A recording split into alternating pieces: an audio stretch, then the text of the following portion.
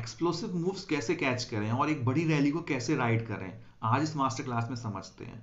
4 से 5 हज़ार stocks NSE and BSE में लिस्टेड है, बट कौन सा स्टॉक सेलेक्ट करें और कहाँ पे सेलेक्ट करें, सबसे इंपॉर्टेंट आज यही समझेंगे।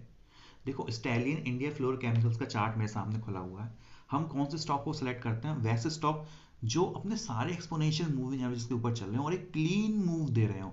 यहाँ पे देख रहे हो चार्ट, ये प्राइस एकदम क्लीन मूव दिया है जुलाई और अगस्त में। क्लीन मूव देने के बाद ट्रेंड कंटिन्यूएशन, एक बेस बनाए।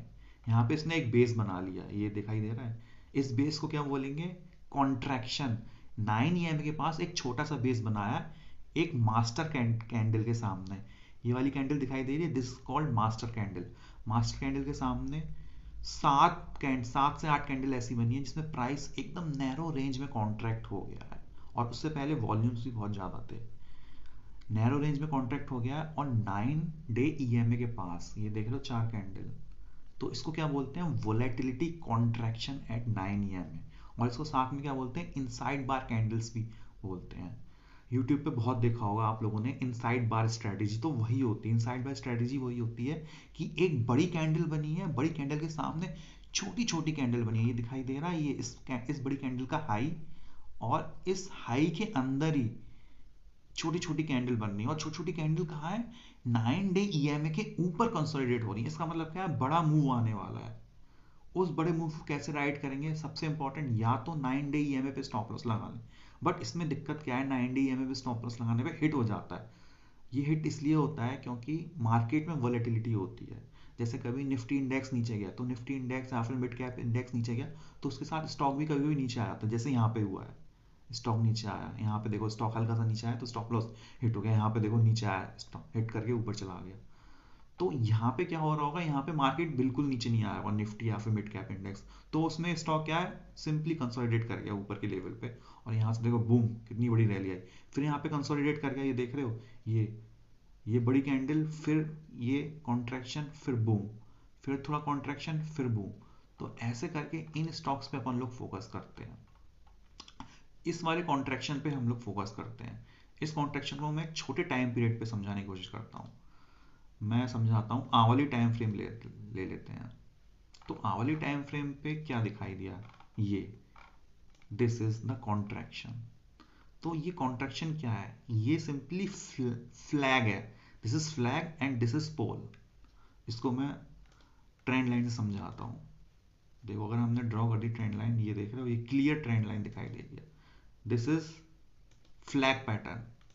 और ये क्या होगा, एक बड़ा मूव। एक बड़ा मूव क्या है, पोल, और ये क्या है, फ्लैग। इस फ्लैग को क्या बोलेंगे, सिमेट्रिकल ट्रायंगल भी बोलेंगे। इसमें क्या, वोलेटिलिटी एकदम कॉन्ट्रैक्ट हो रही है। और सबसे इंपॉर्टेंट एक चीज आपने देखी है, ट्रेंड कंटिन्यूएशन। एक बड़ा ट्रेंड आया, ट्रेंड बनने के बाद यहाँ पे सपोर्ट लिया 200 पीरियड ईएमए। यहाँ पे 200 पीरियड ईएमए की मैं बात करूंगा on hourly time frame, daily time frame की बात नहीं करूंगा। यहाँ पे एक बड़ा मूव आया, मूव आने के बाद स्टॉक गिरता है। यहाँ पे स्टॉक क्यों गिरा, ये भी हम समझेंगे। ये जो दो बड़ी रेड कैंडल बनी है, क्योंकि डेली टाइम फ्रेम पे 9 एंड 21 ईएमए कट हो रहे थे, इसलिए तुरंत यहाँ पे सेलिंग आ गई। चलो डेली टाइम फ्रेम पे चलो। डेली टाइम फ्रेम पे जाते ही क्या मिला, यहाँ पे ये सेलिंग इसलिए आई थी क्योंकि ये 9 period exponential moving average cut कर गया। यहाँ पे स्टॉप लॉस लोगों के हिट हो गए, और फाइनली 9 से 21 ईएमए के नीचे सपोर्ट लेके एक रैली आई है। यही यहाँ पे समझेंगे। देखो, अगर हमने बड़ा टाइम फ्रेम खोला है तो यहाँ पे समझ में नहीं आएगा कि यहाँ पे कहाँ पे सपोर्ट लेगा। यही सबसे इंपॉर्टेंट कॉन्सेप्ट मैं आज समझाने वाला हूँ। ये जैसे जैसे 21 ईएमए कट किया, रेड कैंडल बन गई यहाँ पे, तो लोगों को लगेगा नीचे और आ जाएगा, ये 50 पे भी सपोर्ट ले सकता है। बट सबसे इंपॉर्टेंट, अपन लोग छोटे टाइम फ्रेम पे जरूर देखेंगे। छोटे टाइम फ्रेम पे यहाँ पे क्या हुआ था, स्टॉक ने 200 पीरियड ईएमए पे सपोर्ट ले लिया ऑन आवरली चार्ट। यहाँ पे देखो, आवरली चार्ट पे भी कॉन्ट्रैक्शन हो गया। हम एक बड़े बेंचमार्क पे कॉन्ट्रैक्शन देखते हैं हमेशा। यहाँ पे बड़ा बेंचमार्क क्या हो गया, 200 period EMA on hourly chart, वहां पे कॉन्ट्रैक्शन हो गया, तो यहाँ से सपोर्ट लेके एक बड़ी रैली आ गई। और यहाँ पे क्या था, यहाँ पे 21 ईएमए भी था ऑन डेली टाइम फ्रेम। ये फिर से चलते हैं डेली टाइम फ्रेम पे, ये यहाँ पे तो एक रेड कैंडल बनी। रेड कैंडल बनने के बाद दूसरी भी रेड कैंडल आनी चाहिए, तभी अपन लोग ट्रेंड को डिसकंटिन्यूएशन मानते हैं। लेकिन क्या होता है, रेड कैंडल बनती ही तुरंत एकदम ट्रेंड कैरी ऑन हो जाता है। तो यहाँ पे 21 ईएमए पे सपोर्ट लिया और ट्रेंड एकदम ऊपर की तरफ हो गया। उसके बाद एक पोल बना, फिर कॉन्ट्रैक्शन, फिर रैली, फिर यहाँ पे कॉन्ट्रैक्शन, फिर रैली, फिर थोड़ा सा इसको क्या बोलेंगे, सपोर्ट ले लिया 9 ईएमए पे, यहाँ पे रेड कैंडल बनती, तुरंत यहाँ पे 9 ईएमए पे सपोर्ट ले लिया। सपोर्ट लेने के बाद ये देखो ये विग बनी है, इसमें क्या होगा, लोगों के स्टॉप लॉस हिट हुए होंगे। किसी ने सोचा होगा यहाँ पे 9 ईएमए पे बाई करते हैं, तो थोड़ा सा नीचे गया, स्टॉप लॉस हिट करा के ऊपर चला गया। तो ये इस टाइप से अपन लोग रैली को कैच करते हैं। अब ऐसे पैटर्न कहाँ बनते हैं, प्रोजोन रियलिटी का भी सिमिलर चार्ट पैटर्न दिखाई दे रहा है, स्टैलियन फ्लोरोकेमिकल जैसा। इसमें क्या है, एक बड़ा मूव, उसके बाद यहाँ पे बेस बना, बेस बनने के बाद फिर से मूव, ये सबसे इंपॉर्टेंट, एक मास्टर कैंडल, मास्टर कैंडल के बाद 8-9 छोटी छोटी कैंडल इस मास्टर कैंडल हाई के अंदर, और प्लस ये सारी जो कैंडल बन रही है 9, 21, 50 एंड 200 सारे एक्सपोनेंशियल मूविंग एवरेज के ऊपर बन रही है, और नैरो रेंज में प्राइस है, कॉन्ट्रैक्शन शो कर रहा है और वॉल्यूम्स भी ज़्यादा है। कॉन्ट्रैक्ट हुआ, बूम, यहाँ पे रैली आई, फिर यहाँ पे देखो फ्लैग पैटर्न, नैरो रेंज में यहाँ पे सपोर्ट लिया, फिर रैली आई, फिर रैली आने के बाद देखो यहाँ पे फिर से 9 ईएमए के आसपास सपोर्ट ले रहा है, ये दिखाई दे रहा है 9 ईएमए पे, ये कैंडल, हैमर कैंडल। फिर यहाँ पे देखो ये जो कल मार्केट हल्का सा फॉल आया था उसकी वजह से ये ऊपर नहीं जा पाया, फिर से एक शूटिंग स्टार टाइप का बन गया। तो यहाँ पे एक अप्रोच क्या है, या तो ये 9 पीरियड ईएमए पे थोड़ा सा और कॉन्ट्रैक्ट हो गया, एक बूम, एक और मूव दे, या फिर क्या हो सकता है, अगर मार्केट ओवरऑल गिरा तो यहाँ से नीचे भी जा सकता है, जैसे यहाँ पे गया है नीचे, ठीक है। उसके लिए अपन लोग क्या करेंगे, वीकली चार्ट पे एक बार चल लेते हैं। वीकली चार्ट पे क्या दिखाई दे रहा है अपन को, वीकली चार्ट पे साफ दिखाई दे रहा है कि अगर इसमें मीन रिवर्जन हुआ तो ये यहाँ से नीचे भी आ सकता है, जैसे यहाँ पे हुआ था, यहाँ से देखो नीचे आ गया।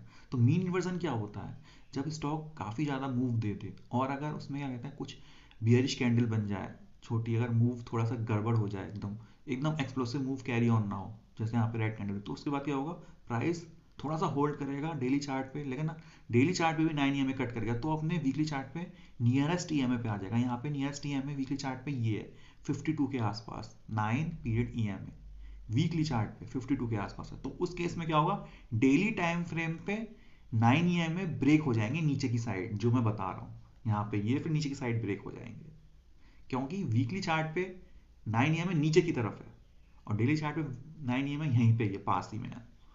तो वीकली चार्ट पे साफ दिखाई दे रहा है, अगर मीन रिवर्जन हुआ तो ये यहाँ से नीचे आ सकता है 52 की तरफ। तो जैसे पहले यहाँ पे सपोर्ट लिया था तो वैसे ही सपोर्ट 53 एंड 51 के आसपास बन रहा है।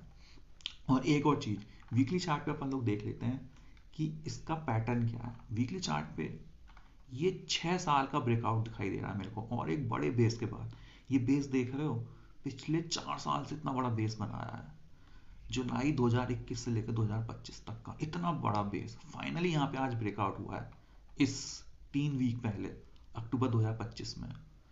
और स्टॉक एक क्लीन अप ट्रेंड में है, यहाँ पे सारे ईएमए के ऊपर चल रहा है। एक बड़ी सप्लाई 2018 में यहाँ पे थी, उसके बाद उस सप्लाई को ब्रेक किया है। सबसे इंपॉर्टेंट यही देखेंगे, 7 साल का ब्रेकआउट, इस सप्लाई के बाद ये वाली जो सप्लाई है ना, इस सप्लाई को ओवरथ्रो कर दिया बुल्स ने। तो ये बहुत इंपॉर्टेंट पॉजिटिव ट्रिगर मेरे को दिखाई दे रहा है, और वॉल्यूम्स कितने ज़्यादा है। तो सिंपली इसमें स्ट्रैटेजी क्या होगी, एक स्ट्रैटेजी तो यही होगी कि डेली टाइम फ्रेम में जिसको एक्सप्लोसिव मूव कैच करना है तुरंत, तो सिंपली यहाँ पे 9 पीरियड ईएमए के आसपास नीचे स्टॉप लॉस लगाया और एक एक्सप्लोसिव रैली को कैच करने की कोशिश करेंगे, जैसे कि यहाँ पे। और दूसरी इसमें अप्रोच क्या है, दूसरी अप्रोच वही है, अपन लोग वीकली चार्ट पे देखेंगे कि वीकली चार्ट पे नियरेस्ट ईएमए कहाँ पे है। जैसा मैंने बताया वीकली चार्ट पे नियरेस्ट ईएमए 52 के आसपास है, तो या फिर 52 के आसपास का वेट करें, या फिर अभी हम यहाँ पे थोड़ा सा ले लें, थोड़ा सा 52 53 के आसपास एक्यूमुलेट कर लें। फाइनल स्टॉप लॉस हम इसमें कहाँ लगाएंगे, ये सबसे इंपॉर्टेंट है। इसके लिए अपन लोग ट्रेंड लाइन ड्रॉ कर लेते हैं वीकली चार्ट पे, या तो मूविंग एवरेज के अकॉर्डिंग देख लेंगे कि सपोर्ट यहाँ पे लिया है 21 से पहले, या फिर 21 से पहले क्या कहते हैं हम स्टॉप लॉस लगा लेंगे 49 के आसपास, या फिर ट्रेंड लाइन से देखेंगे। ट्रेंड लाइन कैसे ड्रॉ करेंगे, सबसे इंपॉर्टेंट, जहाँ पे सबसे बड़ी डिमांड आई है, यहाँ पे सबसे बड़ी डिमांड आई है तो अपन लोग यहीं से ड्रॉ करेंगे ट्रेंड लाइन। यहाँ से अपन लोग ड्रॉ करते हैं ट्रेंड लाइन, इस पोर्शन से, इस पोर्शन से ड्रॉ किया, यहाँ पे बड़ी डिमांड आई थी, इस डिमांड पॉइंट को टच करा दिए, 2 डिमांड पॉइंट टच हो गए, इसको हमने ऊपर सिंपली एक्सटेंड कर दिया। जब हमने ऊपर एक्सटेंड किया देखो क्या मिला अपन को, सिंपली यहाँ पे तीसरी बार सेम इसी पॉइंट से डिमांड आई है। यही तो चीज़ें समझने की होती हैं। दो डिमांड पॉइंट को हमने कनेक्ट किया, उस डिमांड पॉइंट को कनेक्ट करते ही जो ट्रेंड लाइन बनी उसको एक्सटेंड कर दिया। एक्सटेंड करते ही अपन को क्या मिला, ये नेक्स्ट अपन को सपोर्ट यहाँ पे दिखाई दे रहा है 47 के आसपास, जो मैंने बताया सेम। देखो यहाँ पे 21 EMA ऑन वीकली चार्ट के आसपास यहाँ पे सपोर्ट बन जाएगा। तो सेकंड स्ट्रेटेजी यही है, अपन लोग इस रेंज में एक्यूमुलेट करें 58 से लेके 48 के आसपास। ये थोड़ा बड़े टाइम फ्रेम का ट्रेड हो जाएगा और स्टॉप लॉस अपन का कहाँ हो जाएगा 44 के आसपास। गाइस, अगर ये वीडियो अच्छा लगा हो तो hit the like button and please subscribe to my channel so that you don't miss any further valuable content regarding stock market and trading.